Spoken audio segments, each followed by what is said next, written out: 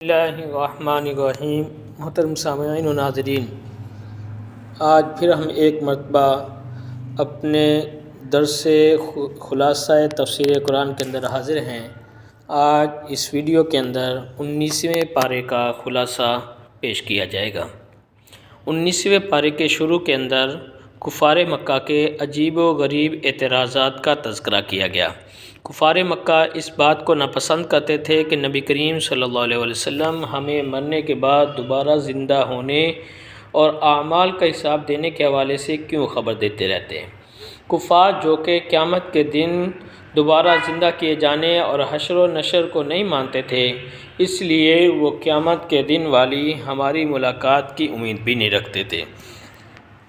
وہ کہتے ہیں کہ ہمارے لیے رسول بنا کر جو بھیجے گئے یا نبی کریم صلی اللہ علیہ وسلم کی نبوت اور رسالت جو ہے اس پر کوئی گواہ ہو، فرشتے ہم پر رسول اللہ صلی اللہ علیہ وسلم کی نبوت کی گواہی کے لیے اتریں، یا فرشتے ہی رسول بنا کر بھیجے جائیں، یا ہم اپنے رب کریم کو خود ہی دیکھ لیں جو ہمیں خود بتا دے کہ محمد مصطفیٰ صلی اللہ علیہ وسلم اس کے رسول ہیں۔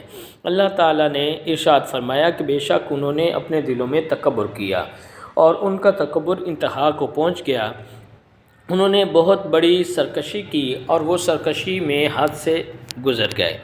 معجزات کا مشاہدہ کرنے کے بعد بھی فرشتوں کے اپنے اوپر اترنے اور اللہ پاک کو دیکھنے کا سوال کر رہے ہیں۔ اس کے بعد قیامت کی ہولناکیوں اور کافروں کے برے انجام کا ذکر کیا گیا۔ بری صحبت اور برے لوگوں کی دوستی کا برا انجام بتایا گیا۔ قیامت کے دن کافر کہے گا کہ ہائے میری بربادی، کاش میں نے فلاں کو دوست نہ بنایا ہوتا جس نے مجھے گمراہ کر دیا۔ بے شک اس نے اللہ پاک کی طرف سے میرے پاس نصیحت آ جانے کے بعد بھی مجھے اس نصیحت یعنی قرآن مجید اور ایمان سے دور کر دیا۔ اور شیطان کی فطرت ہی یہ ہے کہ وہ انسان کو مصیبت کے وقت بے یار و مددگار چھوڑ دیتا ہے، اور جب انسان پر بلا اور عذاب نازل ہوتا ہے تو اس وقت اس سے علیحدگی اختیار کر لیتا ہے۔ اس کے بعد ایک رکوع میں مختلف انبیاء کے واقعات مختصراً بیان کیے گئے۔ نبی کریم صلی اللہ علیہ وسلم کو تسلی دی گئی کہ آپ کفار کی مخالفت اور سازشوں کا غم نہ کریں۔ جس نے آپ کی مخالفت کی اور آپ سے دشمنی مول لی تو اسے بھی ہلاک و برباد کر دیا جائے گا، جیسے آپ سے پہلی امتوں کے لوگوں کو ہلاک کر دیا گیا تھا۔ حضرت موسیٰ اور حضرت ہارون علیہ السلام ان کا ذکر کیا گیا کہ ہم نے توحید اور رسالت کا انکار کرنے والوں کو ہلاک کر کے رکھ دیا۔ پھر حضرت نوح علیہ السلام کی قوم کا تذکرہ کیا کہ انہوں نے حضرت نوح علیہ السلام کو جھٹلایا تو ہم نے ان کو بھی ہلاک کر دیا۔ قوم عاد، قوم سمود اور بہت سی اقوام کی ہلاکت کا ذکر کیا گیا۔ آیت نمبر 41 میں بتایا گیا کہ مشرکین مکہ آپ کی شان میں گستاخی کرتے تھے۔ گستاخانِ رسول کو خبردار کر دیا گیا کہ جب یہ شرک اور گستاخیوں کی سزا پائیں گے تو جان لیں گے کون حق پر ہے اور کون گمراہی میں۔ پھر ان کو کائناتی شواہد پر توجہ دلائی گئی کہ اللہ تعالیٰ کی صنعت و قدرت کیسی عجیب ہے۔ اس نے سائے کو صبح صادق طلوع ہونے کے بعد سے لے کر طلوع آفتاب تک اس کو کیسا دراز کیا کہ اس وقت ساری روئے زمین میں سایہ ہی سایہ ہوتا ہے، نہ دھوپ ہوتی ہے نہ اندھیرا ہوتا ہے۔ اور اگر اللہ تعالیٰ چاہتا تو سائے کو ایک ہی حالت پر ٹھہرا ہوا بنا دیتا کہ سورج طلوع ہونے سے بھی سایہ زائل نہ ہوتا۔ پھر ہم نے سورج کو سائے پر دلیل بنایا، کیونکہ اگر سورج نہ ہو تو سائے کا پتہ ہی نہ چلے۔ پھر ہم نے آہستہ آہستہ اسے اپنی طرف سمیٹ لیا کہ طلوع کے بعد سورج جتنا اونچا ہوتا جاتا ہے اتنا ہی سایہ سمٹتا چلا جاتا ہے۔ مزید فرمایا ہے کہ اللہ تبارک و تعالیٰ وہی ہے جس نے رات کو تمہارے لیے اپنی تاریکی سے سب کچھ ڈھانپ لینے والا اور پردے والا، اور نیند کو تمہارے بدنوں کو راحت اور کام کاج چھوڑ دینے کا وقت بنایا، اور دن کو نیند سے اٹھنے کے لیے بنایا تاکہ تم دن میں روزی تلاش کرو اور کام کاج میں مشغول ہو۔ معبود صرف اللہ تبارک و تعالیٰ کی ذات ہے جس نے بارش ہونے سے پہلے ہواؤں کو بھیجا جو بارش آنے کی خوشخبری دینے والی ہیں، اور ہم نے آسمان کی طرف سے پانی اتارا جو کہ حدث اور نجاست سے پاک کرنے والا ہے، تاکہ ہم اس پانی کے ذریعے خشکی سے بے جان ہو جانے والی زمین کو سرسبز و شاداب کر کے زندہ کر دیں، اور پانی اپنی مخلوق میں سے جانوروں میں بہت سے لوگوں کو پلایا۔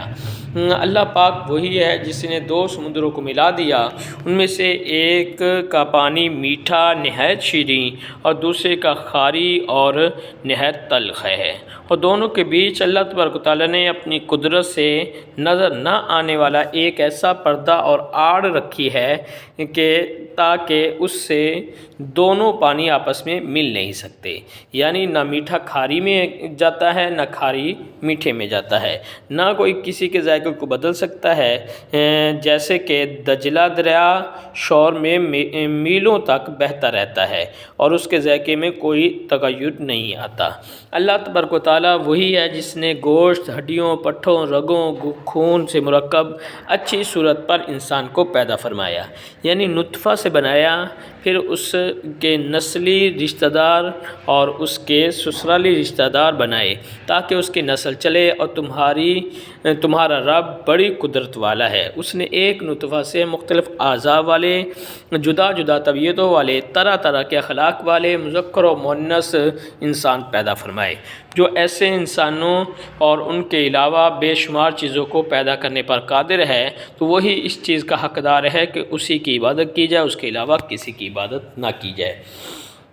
سورہ فرقان کے آخری رکوع میں کامل مومنین کی تقریباً 12 صفتیں بیان کی گئی۔ ان کا خلاصہ یہ ہے: نمبر 1، وہ زمین پر آہستہ چلتے ہیں۔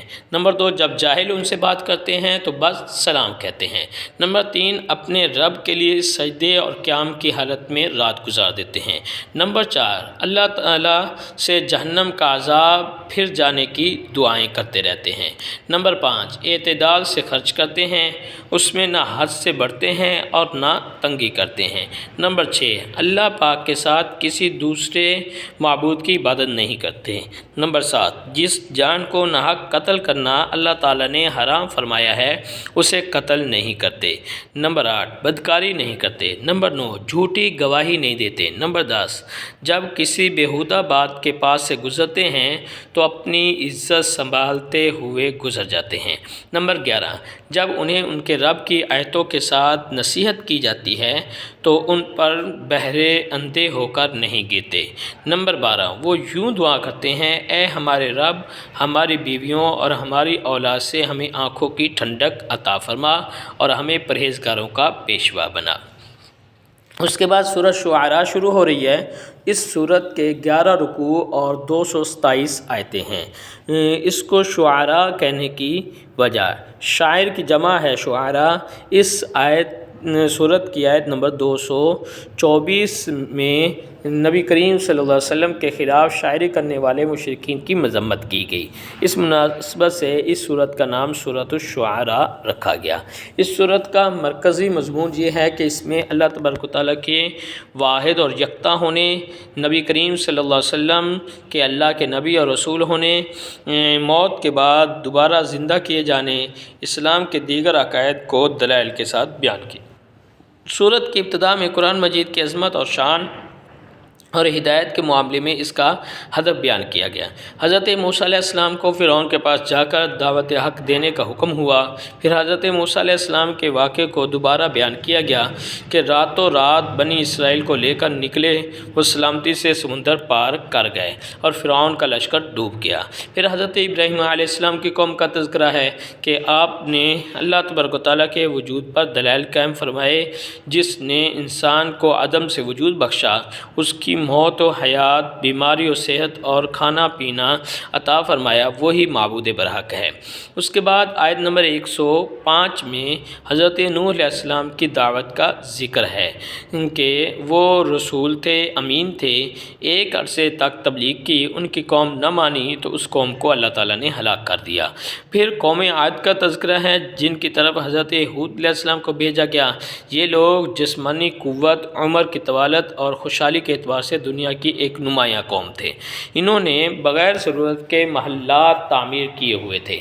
جب انہوں نے نبی کریم صلی اللہ علیہ وسلم کی دعوت کو جھٹلایا تو ان پر ایسا عذاب آیا کہ وہ نشان عبرت بن گئے۔ آیت نمبر 141 میں قوم سمود اور ان کے طرف بھیجے گئے نبی حضرت صالح علیہ السلام کے درمیان جو مکالمہ ہوا اس کا بیان ہے۔ جب انہوں نے اپنے نبی کی نافرمانی کی تو عذاب الہی میں گرفتار ہوئے۔ آیت نمبر 160 میں حضرت لوط علیہ السلام اور ان کی قوم کے واقعے کا بیان ہے، پھر انہیں بھی نشان عبرت بنا دیا گیا۔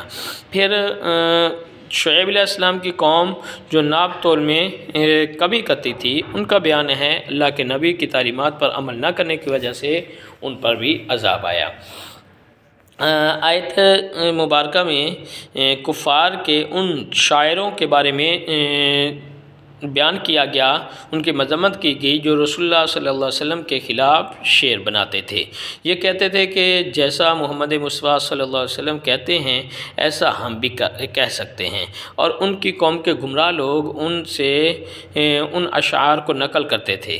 اس آیت میں ان لوگوں کی مذمت فرمائی گئی۔ شاعروں کی ان شاعری میں بتایا گیا کہ وہ پیروی کرتے ہیں گمراہ لوگوں کی، ان اشعار کو پڑھتے ہیں اور روایت دیتے ہیں، حالانکہ وہ اشعار جھوٹے اور باطل ہوتے ہیں۔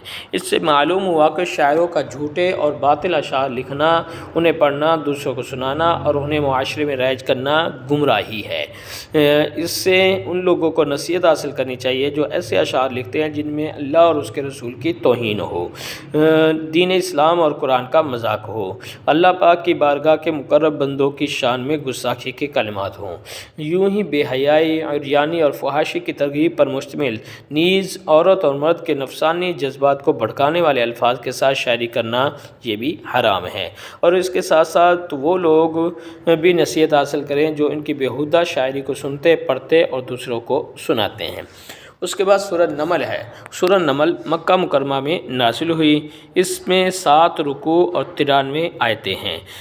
اسے نمل کہنے کی وجہ یہ ہے کہ نمل کا معنی ہے چونٹی، اور اس سورت کی آیت نمبر 18 میں ایک چونٹی کا ایک واقعہ بیان کیا گیا ہے۔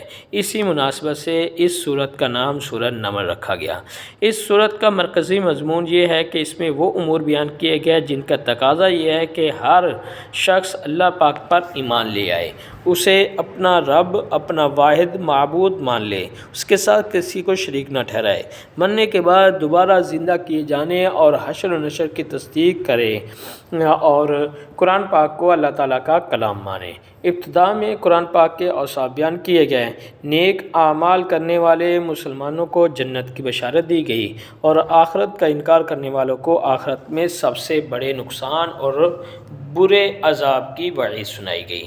پھر اس کے بعد 5 واقعات بیان ہوئے، حضرت موسیٰ علیہ السلام کا واقعہ، حضرت سلیمان علیہ السلام کا واقعہ اور چونٹی کا واقعہ، حضرت سلیمان علیہ السلام اور ملکہ بلقیس کا واقعہ، حضرت صالح علیہ السلام اور ان کی قوم کا واقعہ، حضرت لوط علیہ السلام اور ان کی قوم کا واقعہ، حضرت داؤد اور ان کے بیٹے حضرت سلیمان علیہ السلام کا قصہ تفصیل سے بیان ہوا۔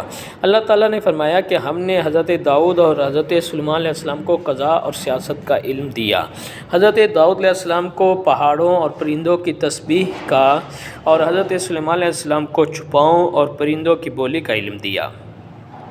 حضرت داؤد علیہ السلام اور حضرت سلیمان علیہ السلام نے اللہ تبارک و تعالیٰ کا شکر ادا کیا کہ تمام تعریفیں اس اللہ کے لیے ہیں جس نے ہمیں نبوت اور سلطنت عطا کی، جن انسان شیاطین کو ہمارے لیے مسخر کر کے اپنے بہت سے ایمان والے بندوں پر ہمیں فضیلت دی۔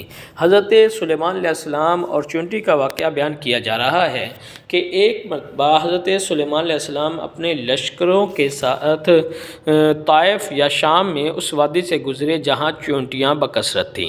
جب چونٹیوں کی ملکہ نے حضرت سلیمان علیہ السلام کے لشکر کو آتے ہوئے محسوس کیا تو وہ کہنے لگی، اے چونٹیوں، اپنے بلوں میں داخل ہو جاؤ، کہیں حضرت سلیمان علیہ السلام اور ان کے لشکری بے خبری میں تمہیں کچل نہ ڈالیں۔ ملکہ نے یہ بات اس لیے کی کہ وہ جانتی تھی کہ حضرت سلیمان علیہ السلام نبی ہیں، عدل کرنے والے ہیں، جبر و زیادتی آپ علیہ السلام کی شان نہیں، اس لیے اگر آپ علیہ السلام کے لشکر سے چونٹیاں کچلی جائیں تو بے خبری ہی میں کچلی جائیں گی، کیونکہ ہو سکتا ہے کہ وہ گزرتے ہوئے اس طرف توجہ نہ دیں۔ حضرت سلیمان علیہ السلام نے چونٹی کی یہ بات 3 میل سے سن لی، اور ہوا ہر شخص کا کلام آپ کے مبارک سماع تک پہنچاتی تھی۔ جب آپ علیہ السلام چونٹیوں کی وادی کے قریب پہنچے تو آپ علیہ السلام نے اپنے لشکروں کو ٹھہرانے کا حکم دیا، جہاں تک کہ چونٹیوں اپنے اپنے گھروں میں داخل ہو گئیں۔ حضرت سلیمان علیہ السلام کا یہ سفر ہوا پر نہ تھا بلکہ پیدل اور سواریوں پر تھا۔ حضرت سلیمان علیہ السلام نے جب ملکہ چونٹی کی بات سنی تو آپ علیہ السلام اس کی چونٹیوں کی حفاظت اور اس کی ضروریات کی تدبیر اور چونٹیوں کو نصیحت کرنے پر تعجب کرتے ہوئے مسکرا کر ہنس دیے۔ حضرت سلیمان علیہ السلام نے اللہ تعالیٰ کی نعمتیں ملنے پر اس کی حمد کرتے ہوئے عرض کیا، اے میرے اللہ، تو مجھے توفیق دے کہ میں تیرے اس احسان کا شکر ادا کروں جو تو نے نبوت، سلطنت اور علم عطا کر کے مجھ پر کیا اور میرے ماں باپ پر کیا، اور مجھے توفیق دے کہ میں بقیہ زندگی میں بھی وہ نیک کام کروں جس سے تو راضی ہو، اور مجھے اپنی رحمت سے اپنے ان بندوں کے زمرے میں شامل فرما جو تیرے خاص قرب کے لائق ہیں۔ خاص قرب کے لائق بندوں سے مراد انبیاء اور مرسلین اور اولیاء ہیں۔ اس کے بعد والی آیت میں اسی سفر کے دوران پیش آنے والا ایک اور واقعہ بیان کیا جا رہا ہے۔ وہ یہ ہے کہ حضرت سلیمان علیہ السلام نے ایک جگہ پرندوں کا جائزہ لیا تو فرمایا، مجھے کیا ہوا کہ میں ہدہد کو یہاں نہیں دیکھ رہا، وہ واقعی غیر حاضر ہے، میں غیر حاضری کی وجہ سے اسے سخت سزا دوں گا یا ذبح کر دوں گا۔ سخت سزا سے مراد اس کے پر اکھاڑ کر اس کے پروں کو جدا کر کے اسے علیحدہ جگہ پہ کہیں ڈالنا مراد تھا۔ تو البتہ حضرت سلیمان علیہ السلام نے مزید یہ بھی فرمایا کہ ہدہد کو سزا دی جائے گی مگر یہ کہ وہ اپنی غیر حاضری کی کوئی معقول دلیل میرے پاس لائے جس سے اس کی معذوری ظاہر ہو۔ یاد رہے کہ ہدہد کو مصلحت کے مطابق سزا دینا حضرت سلیمان علیہ السلام کے لیے حلال تھا، اور جب پرندے آپ علیہ السلام کے لیے مسخر کر دیے گئے تھے تو تادیب اور سیاست اس تسخیر کا تقاضا ہے کہ اس کے بغیر تسخیر مکمل نہیں ہوئی۔ ہدہد زیادہ دیر تک غیر حاضر نہ رہا بلکہ جلد ہی حضرت سلیمان علیہ السلام کے دربار شریف میں حاضر ہو گیا اور انتہائی ادب، عاجزی اور انکساری کے ساتھ معافی طلب کرنے کے لیے عرض کرنے لگا، میں کہ وہ بات دیکھ کر آیا ہوں جو آپ علیہ السلام نے ابھی تک نہیں دیکھی۔ میں یمن کے ایک علاقے سبا سے آپ کے پاس ایک یقینی خبر لایا ہوں۔ میں نے وہاں ایک عورت دیکھی جس کا نام بلقیس ہے، وہ لوگوں پر بادشاہی کر رہی ہے اور اسے ہر اس چیز میں سے وافر حصہ ملا جو بادشاہوں کے لیے شایع نشان ہوتی ہے، اور اس کا ایک بڑا تخت ہے۔ مفسرین نے اس کی لمبائی بیان کی ہے کہ 80 گز لمبائی، 40 گز چوڑائی اور 30 گز اس کی اونچائی تھی۔ وہ تخت سونے اور چاندی کا بنا ہوا ہے اور اس میں جواہرات لگے ہوئے ہیں۔ میں نے اسے اور اس کی قوم کو اللہ تعالیٰ کے علاوہ سورج کو سجدہ کرتے ہوئے پایا ہے۔ سورج نے ان کے اعمال ان کی نگاہ میں اچھے بنا دیے ہیں اور انہیں سیدھی راہ سے روک دیا ہے، اس لیے وہ سیدھا راستہ یعنی حق اور دین اسلام کا راستہ نہیں پاتے، تاکہ وہ اس اللہ کو سجدہ کریں اور اس آسمانوں اور زمینوں میں چھپی ہوئی چیزیں یعنی بارش، نباتات جو اللہ تبارک و تعالیٰ نکالتا ہے اسے وہ جانیں۔ جو کچھ تم چھپاتے ہو اور جو ظاہر کرتے ہو سب کو اللہ تعالیٰ جانتا ہے۔ اللہ پاک وہ ذات ہے کہ اس کے سوا کوئی سچا معبود نہیں، وہ عرش عظیم کا مالک ہے۔ خیال رہے کہ ہدہد کی گفتگو کے آخری حصے کا تعلق ان علوم سے ہے جو اس نے حضرت سلیمان علیہ السلام سے سیکھے، اور یہاں ہدہد نے اپنے دین کی مضبوطی ظاہر کرنے کے لیے یہ کلام کیا۔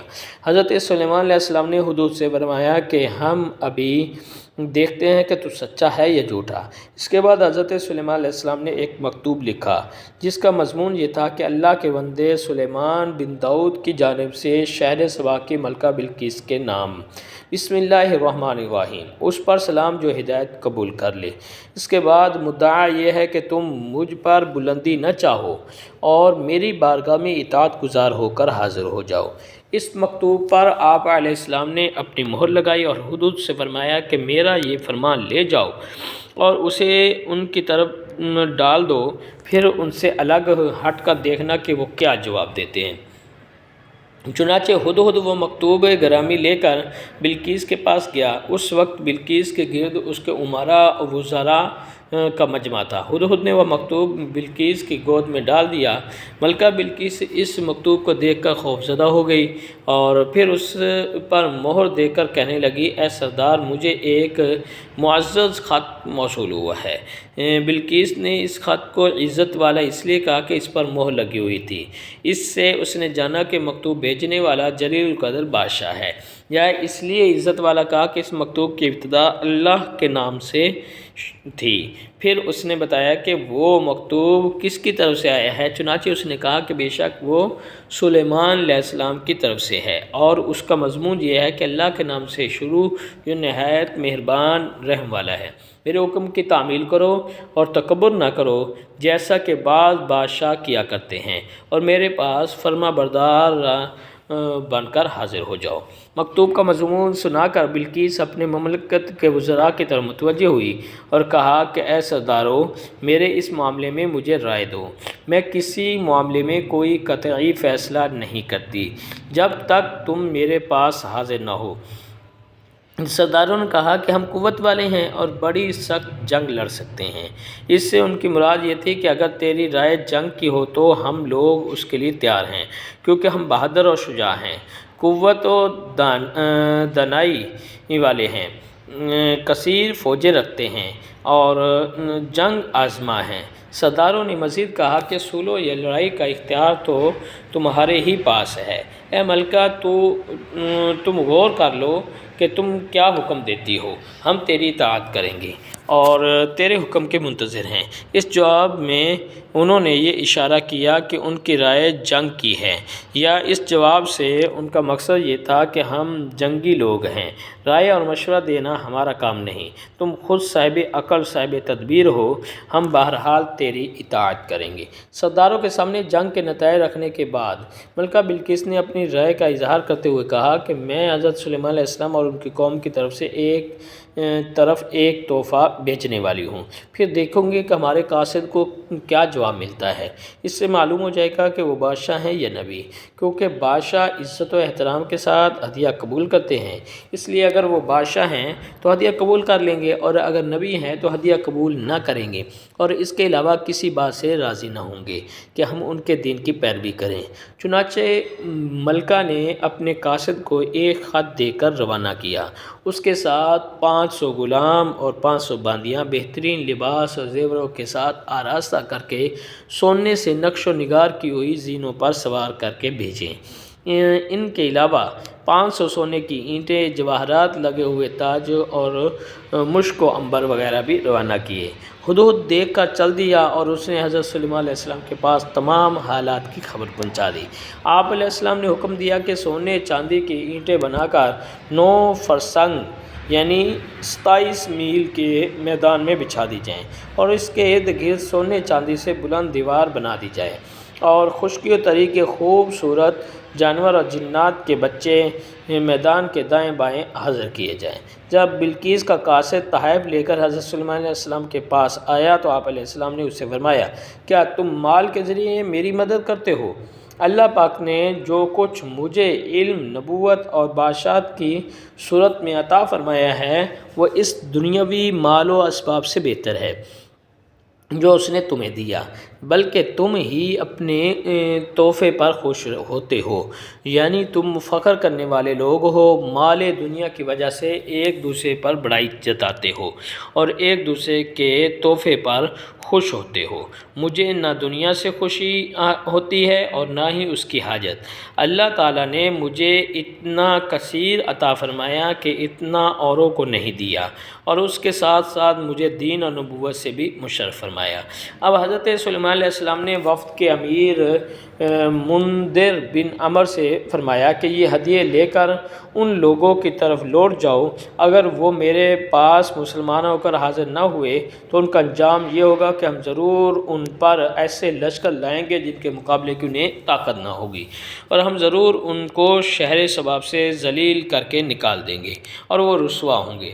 جب قاصد ہدیے لے کر ملکہ بلقیس کے پاس گیا اور تمام واقعات سنائے تو اس نے کہا بے شک وہ نبی ہیں اور ہمیں ان سے مقابلہ کرنے کی طاقت نہیں۔ پھر بلقیس نے اپنا تخت اپنے 7 محلوں میں سب سے پچھلے محل میں محفوظ کر کے سب دروازوں پر تالے لگا دیے اور ان پر پہرے دار بھی مقرر کر دیے۔ حضرت سلیمان علیہ السلام کی خدمت میں حاضر ہونے کا انتظار کرنے لگی تاکہ دیکھے کہ آپ اسے کیا حکم دیتے ہیں۔ چنانچہ وہ ایک بہت بڑا لشکر لے کر آپ کی طرف روانہ ہوئی۔ جب ملکہ بلقیس اتنا قریب پہنچ گئی کہ حضرت سلیمان علیہ السلام اسے صرف 1 فرسنگ یعنی 3 میل کا فاصلہ رہ گیا تو حضرت سلیمان علیہ السلام نے فرمایا اے درباریو، تم میں سے کون ہے جو ان لوگوں کے پاس میرے فرما بردار ہو کر آنے سے پہلے ان لوگوں کے میرے پاس فرما بردار ہو کر آنے سے پہلے بلقیس کا تخت میرے پاس لے آئے۔ تخت منگوانے سے آپ کا مقصود یہ تھا کہ اس کا تخت حاضر کر کے اسے اللہ تعالیٰ کی قدرت اور اپنی نبوت پر دلالت کرنے والا معجزہ دکھا دیں۔ بعض مفسرین نے فرمایا کہ حضرت سلیمان علیہ السلام نے چاہا کہ بلقیس کے آنے سے پہلے اس کے تخت کی وضع بدل دیں اور اس سے اس کی عقل کا امتحان لیں اور وہ اپنا تخت پہچان سکتی یا نہیں۔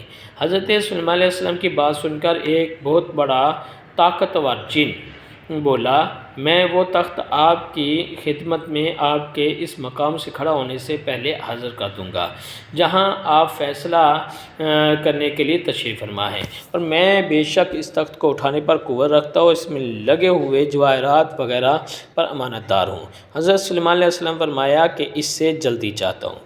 حضرت سلیمان علیہ السلام کے وزیر حضرت آصف بن برقیہ کا اسم اعظم جانتے تھے، تو جب حضرت آصف بن برقیہ نے کہا کہ میں آپ کی بارگاہ میں اس تخت کو آپ کے پلک جھپنے سے پہلے لے آؤں گا تو حضرت سلیمان علیہ السلام نے ان سے فرمایا کہ اگر تم نے ایسا کر لیا تو تم سب سے زیادہ جلدی اس تخت کو لانے والے ہوگے۔ حضرت آصف بن برقیہ نے جب اسم اعظم کے ذریعے دعا مانگی تو اس وقت تخت حضرت سلیمان علیہ السلام کے سامنے نمودار ہو گیا۔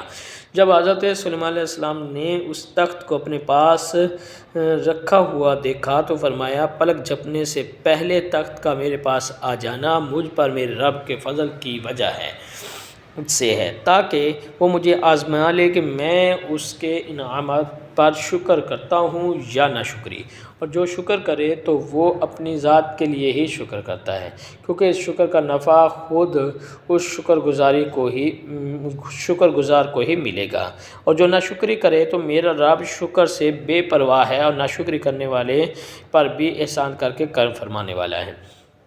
تخت آ جانے کے بعد حضرت سلیمان علیہ السلام نے اپنے خادموں کو حکم دیا کہ اس ملکہ کے لیے اس کے تخت کی شکل و صورت کو تبدیل کر دو تاکہ ہم دیکھیں کہ وہ اپنے تخت کو دیکھنے کے بعد پہچان پاتی ہے یا نہیں۔ جب ملکہ بلقیس حضرت سلیمان علیہ السلام کے پاس آئی تو اس وقت تخت حضرت سلیمان علیہ السلام کے سامنے موجود تھا۔ ملکہ سے کہا گیا کہ کیا تیرا تخت ایسا ہی ہے؟ اس نے جواب دیا گویا یہ وہی ہے۔ اس جواب سے بلقیس کی عقل کا کمال معلوم ہوا۔ پھر ملکہ سے کہا گیا کہ یہ تیرا ہی تخت ہے، تمہیں دروازے بند کرنے، انہیں تالے لگانے اور پہرے دار مقرر کرنے سے کیا فائدہ ہوا؟ پھر ملکہ بلقیس نے اطاعت قبول کرتے ہوئے کہا ہمیں اللہ تعالیٰ کی قدرت، آپ علیہ السلام کی نبوت صحیح ہونے کی خبر اس واقعہ سے پہلے ہدہد کے واقعہ سے اور وفد کے امیر سے مل چکی ہے۔ ہم نے آپ علیہ السلام کی اطاعت اور فرما برداری اختیار کی۔ تو اس طرح وہ ملکہ بلقیس جو ہے مسلمان ہو گئی۔ اس کے بعد اللہ تبارک و تعالیٰ نے قوم سمود کا حضرت صالح علیہ السلام سے بدشگونی لینے کا ذکر کیا کہ اللہ تبارک و تعالیٰ نے فرمایا کہ بدشگونی اور نحوست اللہ کے نبی حضرت صالح کی وجہ سے نہیں بلکہ تم ہی لوگ ہو کہ تمہاری نافرمانی کی وجہ سے نحوست اور نامبارکی ہے اور تم فتنہ میں مبتلا لوگ ہو۔ اس کے بعد آیت نمبر 48 میں قوم صالح کے ان 9 افراد کا ذکر ہے جنہوں نے اونٹنی کی کونچیں کاٹیں اور حضرت صالح پر شب خون مارنے کے ارادے سے گئے تو فرشتوں نے پتھر مار مار کر ان کو ہلاک کر دیا اور پوری قوم حضرت جبرائیل امین کی چیخ سے ہلاک ہو گئی۔ اس کے بعد اللہ تبارک و تعالیٰ نے ایک بار پھر قوم لوط کی فحاشی اور ان کے نتیجے اور ان کی تباہی اور بربادی کا اللہ تعالیٰ نے بیان فرمایا، جس سے بعد والوں کو نصیحت حاصل کرنی چاہیے۔